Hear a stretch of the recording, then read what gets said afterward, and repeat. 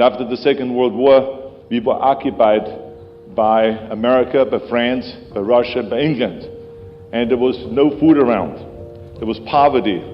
There was literally, the worst condition. It was worse than during the war. And so in that kind of an environment, it made me feel as a kid always that I wanted to get out of there and that I deserved better than that. And I always was dreaming about coming to America. America was always the land of opportunity. So I always shot for the top. No matter what it is, I was so hungry for success. I was so hungry to get out of Austria. I was so determined. I had this fire in the belly. And I always, like I said, dreamt big. In bodybuilding, when I got into bodybuilding, it was not just to become a bodybuilding champion, but I wanted to be the greatest bodybuilder of all times.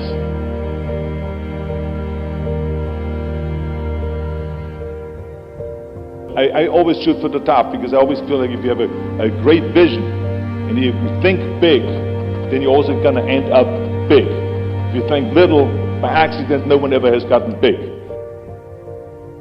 You have to have a very clear vision of where you want to go in your career. You cannot get into bodybuilding and think that just by exercising every day, that by accident you're just going to be a world champion. As I said earlier, you have to have a very clear vision and you have to see it in front of you. And then you got to go and shoot for the stars. The bigger you shoot, the further you go. I want to be another Reg Park, that I want to be in London winning the Mr. Universe contest.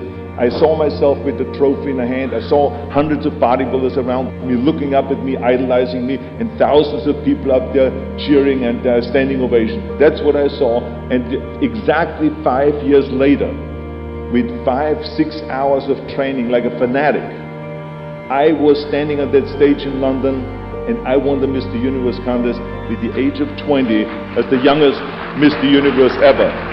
That teaches you right away a lesson, because the lesson was for me, you got to have a clear vision and then go after that vision. Why is that important? Because it brings joy to you.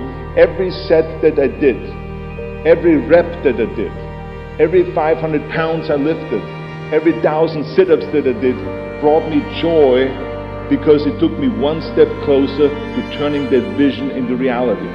So many people don't enjoy their jobs. In America, for instance, in the latest study, it said that 74% of the people in America don't enjoy their jobs. Now imagine you work all year and all your life and you don't enjoy your job.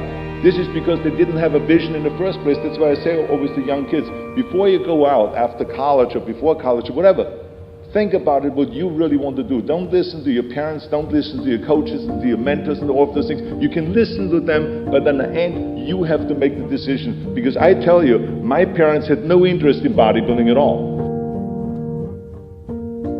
My mother and my father wanted me to have the regular Austrian life. They wanted me to follow my father's footsteps and become a police officer. They wanted me to marry a girl by the name of Heidi and have 5 kids. But that's not the life that I wanted. I wanted to go to America. I wanted to be a world champion in bodybuilding. I wanted to get into movies and be a movie star and all this. They didn't understand that, and they were totally against all of that.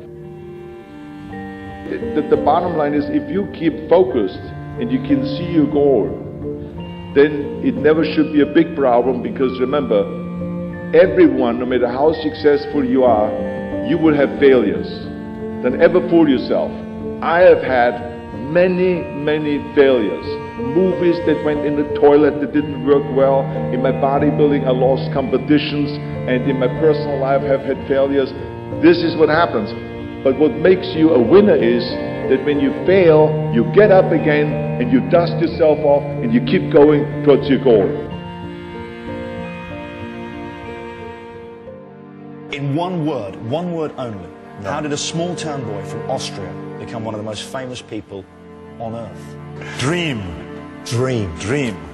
I was poor because I didn't have anything.